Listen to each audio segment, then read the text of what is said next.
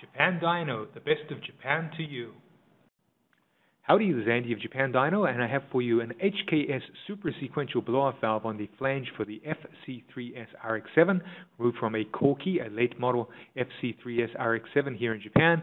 A very unusual and difficult to find flange, the FC3S flange. Of course, the flange can be modified to suit any turbo vehicle. The valve itself, the HKS super sequential blow-off valve, is a universal blow-off valve, good for any turbo vehicle.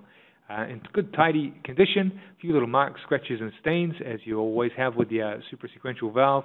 In good working condition, as you can see, some marks and corrosion, but good structurally sound condition and fully 100% working. The diaphragm type blow-off valve, of course, the super sequential blow-off valve, diaphragm in this area here. Boost pressure, of course, pushes on the diaphragm.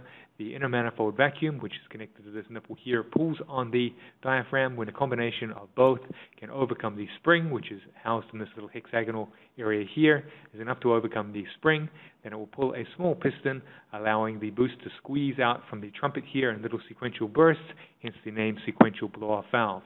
So sequential little bursts of boost pressure from this little front here give it that very distinctive HKS super sequential sound.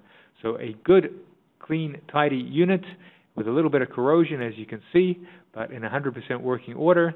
And here from the other side on the flange nice, clean, and tidy, and just scratches on the paint only, structurally sound, and the valve 100% working order, some corrosion, but still in very good condition.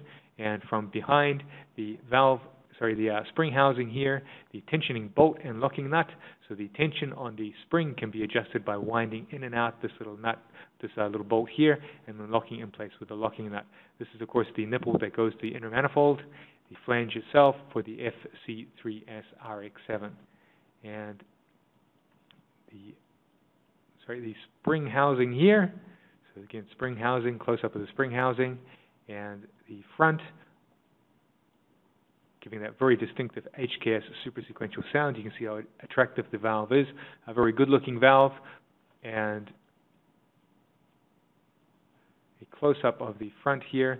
So this is the trumpet here with a little piston that, of course, is pulled back with little sequential movements, allowing the boost to squeeze around the edge of this little purple or the pink valve here, creating that HKS distinctive sound.